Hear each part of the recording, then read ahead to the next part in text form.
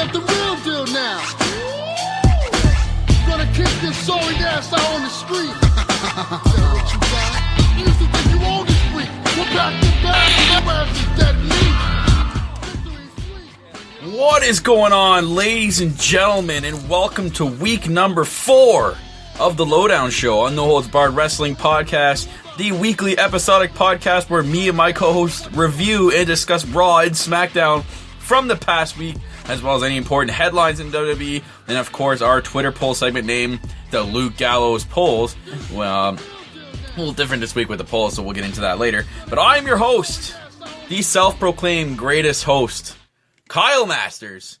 You can follow me on Twitter at Real Kyle Masters. I am joined by my co-host, as always, the boss, Mr. Corporate himself, Corporate Cappy. As always. You can follow him on Twitter at Corporate Cappy. You can also follow the podcast itself on Twitter, like us on Facebook, and subscribe to us on YouTube. All the links will be posted in the description below, guys. As always, this episode of the Lowdown Show is broadcast live on Spreaker Radio at Spreaker.com/NHBWP. And after it is done, it is posted on our YouTube channel in full. If you would like to join on the conversation, share your thoughts, and have any of your questions read on the air, tweet us at NoHoldsBarredWP, send us an email or on our official website, or comment on the video on YouTube. Thanks for tuning in, ladies and gentlemen. Let's get into it. As always, before the show, we like to get into our shoutouts, and our shoutouts, as always, are to RTM Wrestling. They do a fantastic UK WWE podcast, so go check them out, as well as WWE Locker Talk. They also do an awesome WWE podcast as well. And as always, this episode of Lowdown Show is unofficially brought to you by Bootios. They make sure you ain't booty. So a couple of notes for Raw this week, guys. For one, the crowd, you Hartford guys, sucked. It was trash. That was terrible. I could not believe that's all I was reading on Twitter is how bad the crowd was. So can we add it to the list with Memphis? It's been added to the list with Memphis. You know what? One day I'm going to go through this list. I want it to get bigger. I want to make sure I want to get a full WWE tour of all the states in the United States and see like which is the worst city for crowds and which is the best city for crowds. And you know what? Hartford, it's sad to say Hartford, Connecticut, where like WWE headquarters, like, you know, Stamford, Connecticut is where WWE headquarters is. It's one of the worst crowds, and that's terrible. And like how Stephanie like pride herself tonight on how awesome it was to be from like Connecticut. Like, and she still didn't get any reaction. The crowd sucked. Anyways, Raw and Smackdown this week were the go-home shows for Payback. Payback is this Sunday, live on the WWE Network. And you can get the WWE Network and get Payback for free this month for just $9.99. Or $11.99 in if you're Canadian. Or I guess it's $11.99 somewhere else, too. I don't really remember. Some other country. But anyways, we had Shane opening up Raw this week. I guess the Hymn of Running Raw saga continues, but we finally get clarification this week on what's happening. Stephanie returned to inform Shane, that it was his last night running Raw. So shame for that on Shane. Shame for Shane. Yep. Also said this Sunday, Mr. McMahon will be deciding who will be running Raw from now on. Can someone say brand split? Because this just obviously points towards brand split. They're announcing it at a pay-per-view, so you gotta, it's gotta be huge, right? Yeah, like all signs just point right towards brand split. And we had Shane kicking Stephanie out of the building. Bye-bye. See ya, Steph. If the brand split happens, I'm gonna guess Shane's gonna run Raw, and Steph is gonna go back to running SmackDown. They're probably gonna do like this whole history angle with her running SmackDown in the past and how good she was then. So it's going to be my guess. I mean, it's so obvious. It just looks so obvious. But then I'm in the back of my head, I'm always like, fuck, what if this is too obvious? Yeah. I don't know. But I think there's going to be a brand split. I mean, they had that tease long ago back in the Baltimore Raw that's coming up where it said Raw versus WWE. So who knows? We'll have to see. But I think there's definitely going to be a split in some way after this Sunday. If that happens, like, what's going to happen with the championships? Like, obviously you have the U.S. title on one of the brands. You have and the IC title. They're both going to be, one's, I'm going to guess the IC title's probably going to stick to Raw, and I'll put the US on SmackDown. But, like, what happens with the tag team championships? They could easily split that. Like we said before, they have so many tag teams now, they should have 2 belts. And bring back the WWE Tag Team, the World Tag Team Championship. I mean, that's, I don't think anyone would have a problem with that. Do they split the World Championship? See, that's the one that I could probably see being at both shows, like just kind of like going back and forth. Now I've seen unconfirmed reports. They weren't from reliable sources, so I'm taking them with a grain of salt. That there's been leaked photos of a SmackDown championship. So I'm taking out of the grain of salt again. It's probably just rumors and people jumping the guns like, oh yeah, I'm going to quickly make this picture or find this picture and say, oh yeah, look guys, look, there's SmackDown championship. It's real. It's going to happen. You know what? Not until I get a reliable source, I won't take that in. No. Same. What about the women's title? Yeah, I think they're going to keep that on both. There's no way they're splitting that. They just debuted this new title like 2 months or less than a month ago. So they're definitely not going to be happening. But did they bring back split pay-per-views? This is possible with the network, right? And they're highly focused on the network. They could easily they're doing 2 pay-per-views in the month of May. So, I mean, they're not afraid to do double pay-per-views in a month. So, do they bring back double pay-per-views? I wouldn't mind seeing it, to be honest. Like Stephanie McMahon presents. Like, Stephanie can go and be like that girl and be like, oh, this will be my pay-per-view. I'm going to call it Stephanie McMahon presents this. She can bring back an old name like Judgment Day or No Mercy or Armageddon, something like that. Like, just to compete with Shane to make SmackDown better. Yeah, like one pay-per-view a month for each Raw or SmackDown. Yeah. Honestly, I've been saying it for a while. I don't even think we need pay-per-views every month. I think if we had it every 2 months, I think it'd be better product. Yeah, that would give the creative team more, like, enticement and to make the shows better and to, like, get and actually be creative to make the shows better if you're going to have a pay-per-view every 2 months. Like, could you imagine if it was just, like, the 4 main pay-per-views? That's it. Just Survivor Series, Royal Rumble, SummerSlam, and WrestleMania. That's it. There's no other pay-per-views. I mean, WWE would never do that because they never make money. But, But I think they should, cool down on the pay-per-views. I think we have too many. Yeah. It's just a thought. I mean, a split pay-per-views it could happen, but again, I agree also with that they kind of need to tone it down a little bit. Yeah, one for each brand. Like, we're having Payback this Sunday, and not even 3 weeks later it's going to be Extreme Rules. Like, you got to crunch all the feuds into that 3 weeks, and sometimes you need that gap to build a feud. See, that's the thing. Sometimes they have, like, a huge gap, and then they'll have, like, 2 pay-per-views in, like, 3 weeks. It's like, what's the point? Exactly. What's the point? Yeah. But moving on to the WWE Tag Team Tournament, sponsored by Bootios. The finals are set to take place this Sunday at Payback. I'm not sure if it's the pre-show match. I think the pre-show is actually Ryback versus Kalisto for the U.S. title. Oh my, again. Poor Ryback, man. This guy complained that he was in the pre-show match at WrestleMania. Now he's going to be in the pre-show match at the very next pay-per-view. Oh, man. This is not looking good for Ryback. So, I'm guessing the WWE Tag Team titles are going to be defended at Extreme Rules then. Yeah. So, I think we're going to have to wait a little bit for that. No New Day at Payback. No, maybe, well, they're going to make, they're going to do some promo.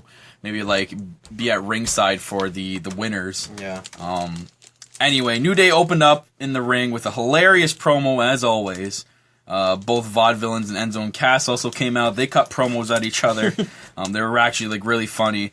New Day comes in and says, you can cut this tension with a knife, well, Xavier Woods, but no matter what, New Day will still be your WWE they were shaking their ass. Tag Team Champions. And over on Smackdown this week, we had Enzo and Cass defeat the Social Outcast, with New Day watching on commentary, and the Vaudevillains watching and scouting against their opponents, it was being said. Was Biggie on commentary, like talking like a nerd again? Like he did? I mean... Oh my god. It's the New Day, it's come to expect. It's interesting, though, that the Vaudevillains never had a match this week. They basically were all talk and no physicality. I mean, Enzo and Cass had a match and it was on SmackDown, but still, they got in the ring and they did stuff. The Vaudevillains didn't do shit. Maybe they're already thinking that they're not going to work. Yeah, I have a tough time thinking of the winner for this, though. I mean, I'm definitely going to go with my boys, Enzo and Cass, but if they don't, I actually won't be a little bit surprised. I mean, they got screwed a lot in NXT, and the crowd might not like them, but, I mean, the Vaudevillains, they showed a little bit more promise in their mic skills this week, and I'm thinking, this is just me, that if WWE pushes them the right way, they could actually be a successful heel tag team. But again, WWE needs to push them the right way, and that's if they want them. I mean, so far, I think their mic skills are actually developing really good.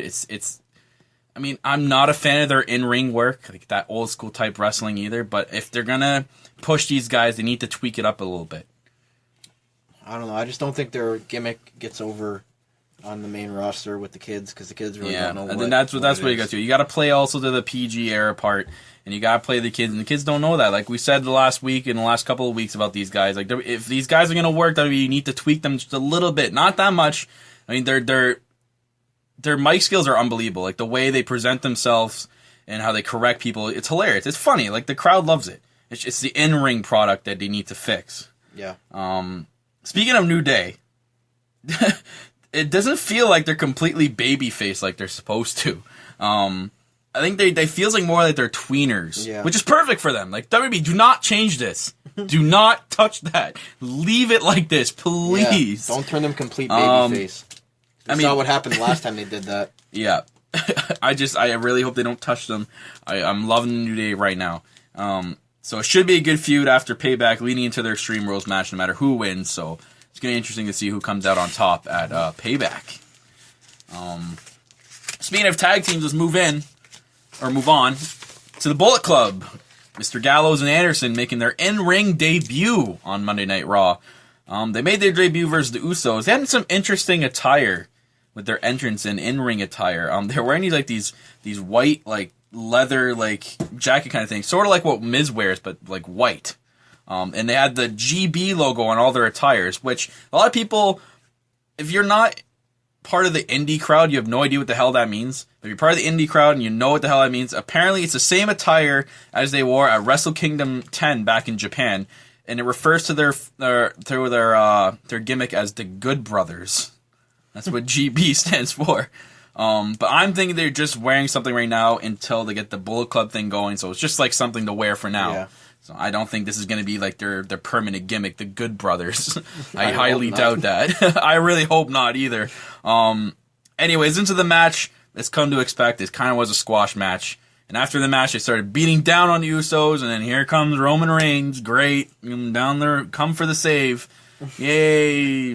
Roman's here, guys. Pretty sure he got booed, not clapped. Yeah, he got booed. That was just our sarcastic clap. After Styles was given an interview backstage, and Gallows and Anderson interrupted, saying that they got Styles' back, and Roman Reigns and Usos can't be trusted. And Styles kind of just gives him that look. The Bullet Club also walked out to the apron and clapped for Styles' match against Sheamus. After he beat Sheamus, they came out and just gave him oh, good job, Styles, good job. We got your back. I see Styles joining the Bullet Club. Because I know Balor's not leaving NXT anytime soon. I'll get into that later.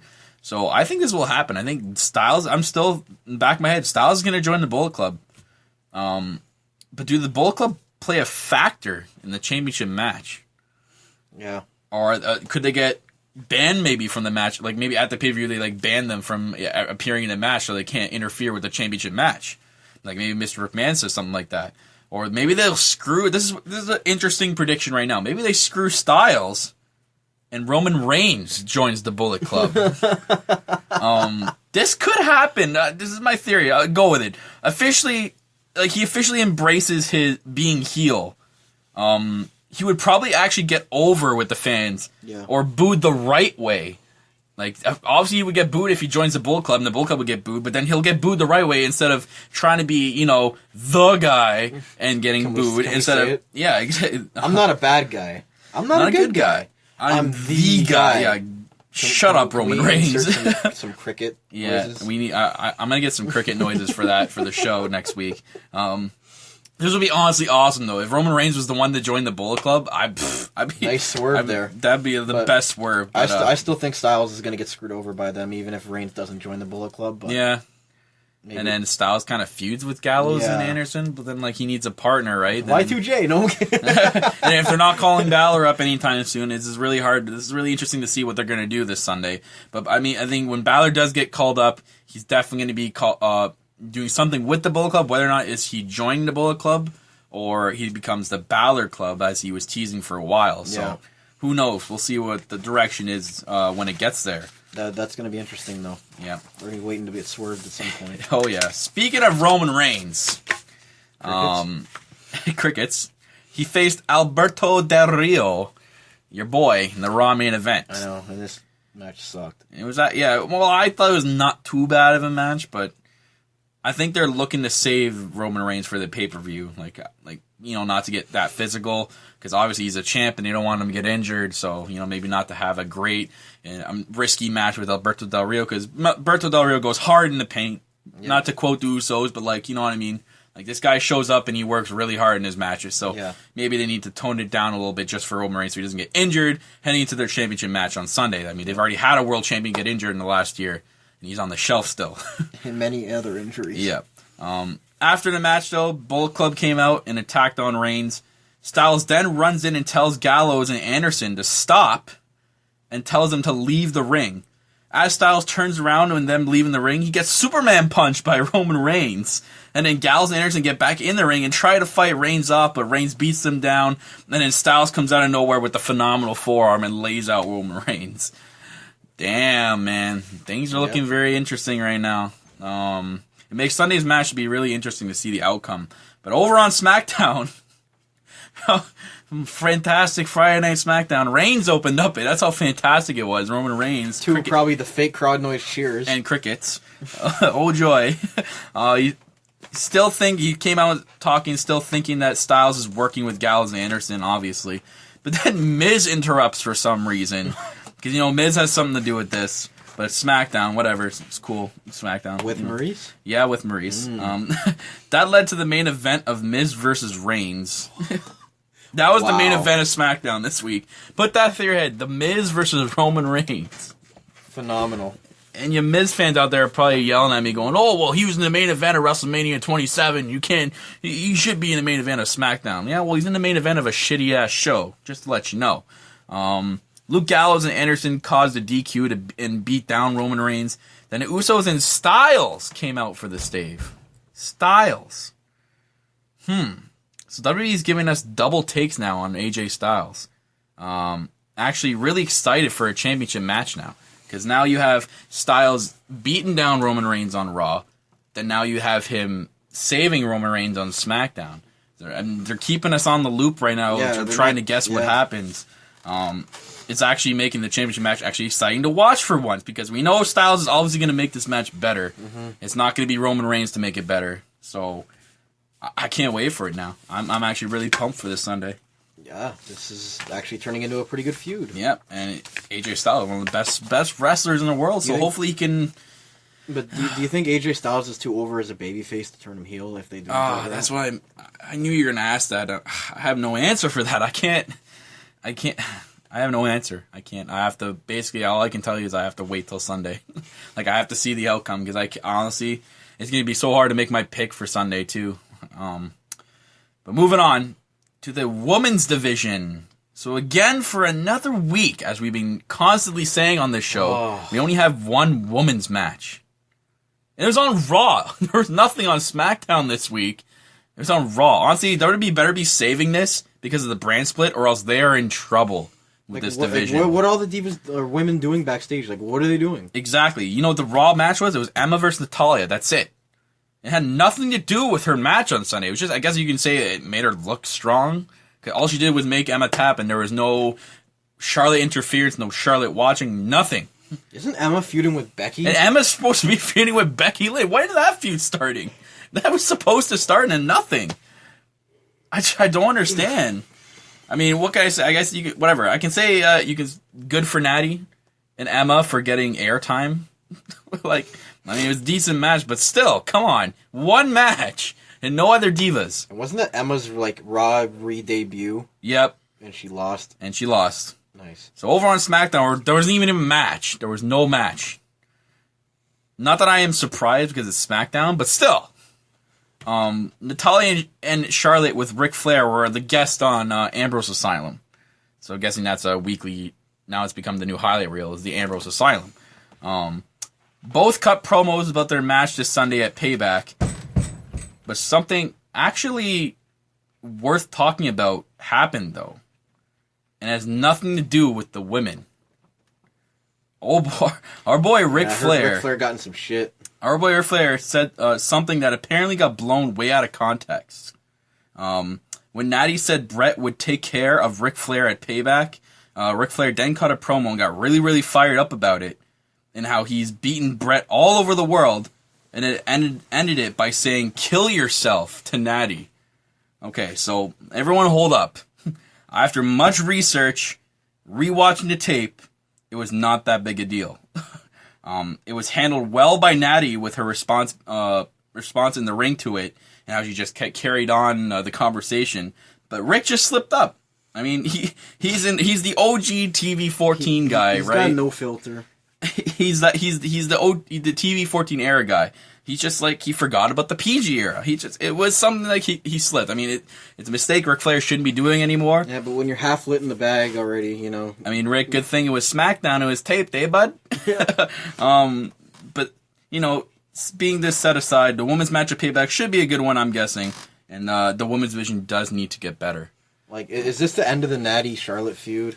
I really hope so. I really hope now that if the brand split gets announced at Payback, that we finally see the Diva. Maybe the Raw after is going to be the draft, and we're going to get the Divas split, and then we're going to start the feuds then. I really hope that's what's happening. And if not, the Divas or the women's division is in trouble. Serious trouble. Other feuds going on right now. No, none. Nothing relevant at all. No. What they really need to do is call up another Diva or two to give it a little bit of an oomph. Exactly. And everyone's going to say Bayley and Asuka.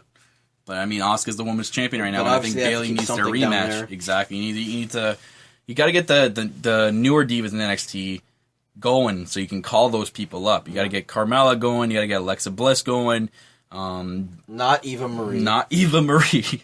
But, yeah. Moving on Raw, though, to the Dean Ambrose and Chris Jericho feud. I'm hoping Ambrose bounces back with a good pay-per-view match this Sunday after his last one. The Lesnar one was the Lesnar Mania match was god awful. It was terrible. Everyone was looking forward to that match, and then it just didn't live up to expectation. Jericho and Ambrose shaping up to be a really good match, though. On Raw, Ambrose came out and cut a promo saying that Jericho likes to talk how great he is, but Ambrose comes out every week and fights to earn respect. I mean, which is true. But remember, Ambrose, Jericho has been around a lot longer and has already gained that respect. So, I mean, you gotta be careful with your choice of words here. He calls out Jericho. Jericho comes out calling Ambrose an idiot if he thinks he's going to fight him, like in the dump like Hartford. This is classic Jericho, and it's just him as a heel is hilarious. They got to keep him doing this. Stop coming back as a face.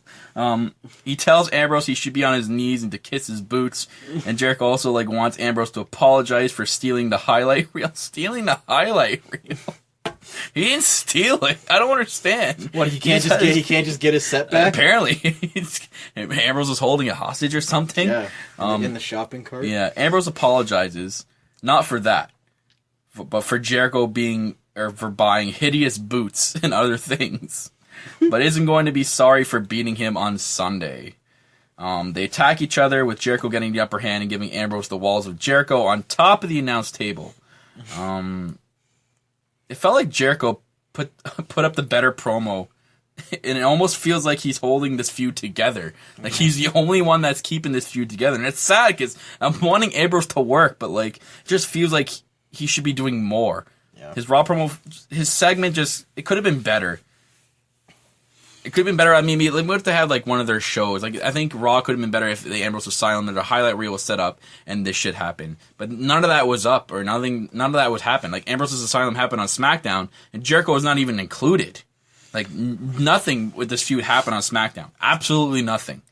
I feel like they're running out of stuff to do with Ambrose. They don't really know where to go with him right now. No. They don't want to push him down to the mid card, but they don't want to push him up to the main card. So he's kind of in the middle. So I agree with that. And then they found a good feud with Jericho, but it sucks that Jericho is the one that's holding this feud up and carrying this feud. It is not the other way around like it should be. Yeah. It should be Jericho putting over Ambrose, not the other way around as Jericho likes to, say he's doing. That's just you don't actually go through like that, WWE. You got to make Ambrose look better. I didn't like his promo at all this week, and that's sad. It's sad to say that to a guy like Ambrose, who's one of the future guys of the company. Especially Jericho's a part-timer too. Mm-hmm. And only a matter of time before he goes on tour for Fozzy. Yeah. So. Yeah. if they wanted this feud to be more meaningful, I think Jericho should have done something on SmackDown. Maybe interrupted after the SmackDown Ambrose Asylum. Done something. Like, you can't just go into the match on Sunday now like that. I mean, you could with Jericho coming up on top, but, I mean, they could have done something maybe a little bit better. Yeah, I agree. Yeah. All right, so on to the side notes of Raw. Apollo Crews defeated Stardust on Raw and SmackDown. Is this a feud? I don't know if this is a feud or not, but Stardust and Apollo Crews on Raw and SmackDown. But whatever. I guess they're probably gonna have maybe I can't say rubber match because Apollo Crews beat him twice. It was just a showcase for him, I guess. Yeah, against Stardust of all people. But I guess that's how you get over is being Stardust. But moving on, we had Sami Zayn defeating Rusev on Raw, and then Owens attacking him from behind, and then he teamed up with Kalisto and Cesaro to defeat the League of Nations, which, speaking of League of Nations, officially broken up. It leaked like a week ago that from Del Rio saying that they're basically done. And it's weird because on Raw the next night, he was introduced as League of Nations member on Raw, and I'm like, I wonder if that's awkward for him because he's the one that leaked that they're done. SmackDown is the official breaking up. Yeah, the official breakup of Rusev and Del Rio walking out on Sheamus and then fighting backstage and basically saying that the League of Nations is done. Which I'm sad about that because they could have been like a good. Again, like we got into that. We talked about that a couple weeks ago. How League of Nations had the potential to be a really, really good heel tag team, and it just never went through with it. Like, they kicked Barrett out because obviously he's leaving WWE. He's strict to that he's leaving in June. But you have Sheamus, Rusev, and Del Rio that could have continued that and continued that team. They could have added another member. Like Kevin Owens, French-Canadian guy. They could have added him to it. I just don't understand how this feud or this. It's not like they have other things to do with these three guys right now. They better have something pushing these guys. Like, Del Rio better be doing something, or Rusev better be doing something, or Sheamus. They better have these plans for these guys, or else what's the point of breaking these guys up? I really don't understand that. But it's interesting now that League of Nations broken up and see what the direction is going to be for all these guys. Yeah, but I think they missed the boat with this faction. Yep, they definitely did. Moving on, Ziggler got his revenge. I mean, Ziggler and Corbin looks like they're going to have a match at Payback. Actually, it's announced. He got his revenge on Corbin by attacking him before Corbin's match with Sandow, who's back to his old theme and his old attire, but we didn't get to see that match. Damn. Yeah, Sandow literally did nothing because Corbin got attacked on the stage. Yeah, and so Ziggler and Corbin, their feud, you guys heating up into their Payback match, and then getting into it, Cesaro and Miz. Miz and Maurice cut a promo on Raw saying that Miz brings more prestige to the title, which is bullshit. Cesaro then comes out and they cuts a promo on Miz, and they both exchange basically like movie lines to each other, like just doing like movie lines back and forth to each other, which is kind of funny in a way, and it kind of made sense in a way, like the way they were saying it. And then Miz tries to attack Cesaro but fails and gets like uppercutted. Yeah, I'm loving this like Cesaro James Bond gimmick where he comes out in the suit. Yeah, the tearaway suit. The tearaway suit is definitely clutch for Cesaro, and the way like he comes around his Minitron and it's like the James Bond eye, and then it gets into his regular Minitron. It's pretty cool. I like the feud and I like the attire as well. Yep. Yeah, I hope Cesaro wins the title. But I hope so too. If Miz wins and retains, I'm gonna be really, really mad. He better be getting a rematch at Extreme Rules or something. So the Luke Gallows polls this week is different because I thought I could get the Luke Gallows polls in, and I was tied up on Monday. So basically, we want to thank our friends at WWE Polls. Fun WWE Polls. You can follow them at Twitter at Fun WWE Polls. I took a couple of funny polls from them. They do a lot of polls. Basically, their Twitter account solely on WWE Polls, obviously. So we're gonna go through them. I picked 9 really funny ones, and we're just gonna go through and talk about them. First one: would you be interested in an Apollo Crews Stardust feud? Absolutely not. This got 127 votes. 69% said no. 31% said yes. 31%. Who the hell said yes? Were you guys huffing paint when you made these selections? I don't know, but it's interesting. I don't know why you guys want to see that. I want to see Apollo Crews go on to better things than Stardust. Oh, that's my girl Paige. Are you happy to see Stephanie McMahon return? No. This got 132 votes. No with 51%. Wow, it's and close. Yes with 49. How is this close? There's a lot of Stephanie fans out there, and they're probably all from Connecticut. This was probably all from Connecticut it was voting. all the Hartford people that, that grew up with Steph. I bet you it was all them. But definitely not. I am not excited for Steph to be back. I mean, well, feud-wise... because of the brand split, but not because of her. No. I 100% agree with that. Next poll. Which one of these teams is the best on Raw? Or I'm guessing best in WWE in general. We got New Day, the Vaudevillains, or Enzo and Cass. 47% won with the New Day, with 46% with Enzo and Cass, and the Vaudevillains with 7%. This got 153 votes. Wow. Unbelievable. So the New Day over Enzo and Cass, they're not over, but like 1%, but still, they're... That's good for Enzo and Cass. I know, they're getting as popular as the New Day. Vaudevillains is whatever, man. Yep. Next poll, will Eva Marie win either the NXT or WWE Women's title in 2016? She better not. 148 votes, no, 72%. Yes, 28%. What is wrong with these people that think that she's going to win? These are obviously girls who have red hair, just like Eva Marie, and think she's the best thing to ever come to women's wrestling. Guys that don't watch wrestling, and they just like, oh, she's hot. I'm going to vote yes. Yeah, she deserves to be champion. She is the worst wrestler in the company. She does not deserve anything. No, definitely not. Moving on. Who is your opinion, or what is your opinion of the Ambrose Asylum? Great, good, okay, and terrible. 62% won with great, 18 good, 9 okay, and 12% terrible. There's 12%. It's got 34 votes. 12% of you out there that don't like the Ambrose Asylum. I'm kind of in the middle about it. Yeah, I'd say too. I mean, I would say okay. I'm not. They got to improve it a little bit, but we'll see. Which one of these superstars is more over in WWE? Sheamus, Rusev, Alberto Del Rio, or The Miz? Del Rio. Sheamus 17, Rusev 19, Del Rio 10. Wow. And The Miz 54%. This got 153 votes. Maybe because they just hate The Miz, so he gets a lot of heat. I guess over and heel. This was poll meant. Yeah. But that's interesting. Yeah, your boy Del Rio. Much reaction. I didn't think you were gonna like that poll. I don't want to talk about that. Moving on. Who should run Raw? The Authority or Shane McMahon? This got 132 votes. Shane won with 90% to the Authority's 10. Oh my God. I would have went corporate and said the Authority, but yeah, you're part of the 10%ers. Yeah, that's for sure. I'm part of the 90%. I like Shane. I know, I like Shane too. Which one of these superstars is the best heel? Rusev, Sheamus, Del Rio, or Stardust? Not sure why Stardust is considered this, but Rusev won with 38%, Sheamus 30, Del Rio 23, Stardust 10. I would disagree. I would vote Del Rio for this because I think he's a way better heel. I mean, you can't have Del Rio as a face is terrible. Sheamus can work as a face. We've seen it. Rusev can kind of work as a face if he did something with Lana. And Stardust used to be a face when he was Cody Rhodes. So, I mean, the only one that makes sense that out of all of them is Del Rio. He should be the best heel. Yeah, his face run was not good. No. So I kind of disagree with that poll. No love for Del Rio in these polls. No. Which one of these superstars will win WWE Championship at Payback? Roman Reigns or AJ Styles?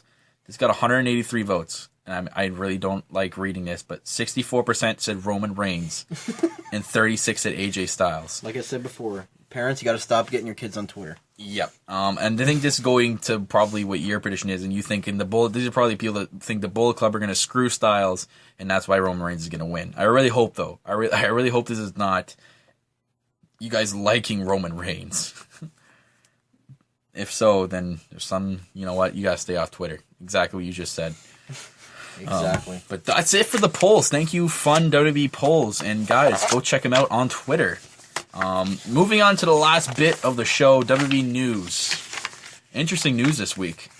Eric Young made his WWE debut tonight at a NXT taping.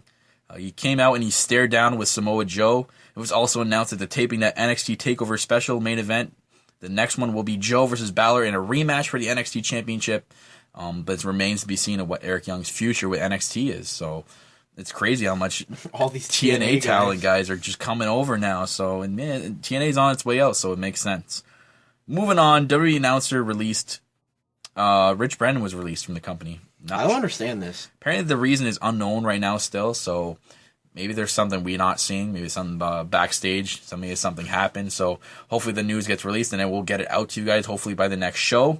The third bit of news: Bray Wyatt injury update. So originally said 4 to 6 weeks, is now 6 to 8. Jesus Christ! So what are they doing with the Wyatt family now? So this guy can't even cut a break. But so far, Braun Strowman and Rowan are the only ones left that are not injured, and I'm guessing that again they're waiting for the brand split, maybe just to see what to do with them. Maybe they'll split them up. Who knows? But the Braun Strowman push we all thought was going to happen doesn't look like it's ever going to happen. Maybe next year, bud. Maybe next year. So not a bit of news, but the WWE Payback betting odds came out, so I decided maybe we should read these. The World Heavyweight Championship match: Roman Reigns at -475 and AJ Styles at +325. In our Intercontinental Championship, The Miz -110, Cesaro +130. Okay. United States Championship, Kalisto +130, Ryback -170. Women's Championship, Charlotte -420, Natalya +300. Wow. Dean Ambrose -705, Chris Jericho +435. So they really think that Ambrose is going to win that match. Yep. Wow. Sami Zayn -145, Kevin Owens +105. Dolph Ziggler +300, Baron Corbin -420. No, I think Corbin's winning that match, definitely. Tag Team Championship Finals, Enzo and Cass at +280, Vaudevillains at -400. Wow. Maybe they think that the Vaudevillains are going to... I really hope not. Face them. I really hope not. I want my boys Enzo and Cass to finally catch a break, man. They need a break. They didn't even win the tag titles in NXT. Like, how sad is that? That's pretty sad. But, guys, that's going to wrap it up, ladies and gentlemen, for another episode of the Lowdown Show. Week number 4 it is. Yeah, week number 4 here on No Holds Barred Wrestling Podcast, a weekly episodic podcast where me and my co-host review and discuss Raw and SmackDown from the past week, as well as any important headlines in WWE, and of course our Twitter poll segment named the Luke Gallows Polls, which was sponsored by WWE Fun Polls this week. Yep, good on that. If you like this episode, head over to the YouTube channel, Spreaker, and hit that like button. You can also like us on Facebook and follow us on Twitter. All links will be in the description below. Remember, each episode of Lowdown Show is broadcasted live on Spreaker.com/NHBWP. And again, if you would like to join in on the conversation, share your thoughts, questions, or comments, tweet us at NoHoldsBarredWP, send us an email, or drop us a comment on the YouTube video. Until next time, I am your host, the self-proclaimed greatest host, Kyle Masters, and I'm continuing to be joined by my co-host, the boss, Mr. Corporate himself, Corporate Cappy. Doing what's best for business. Yep. Thanks for tuning in. And as always, guys, we're here reminding you to keep it on the Lowdown.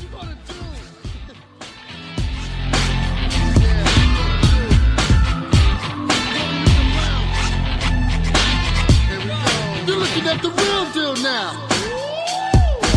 Gonna kick your sorry ass out on the street.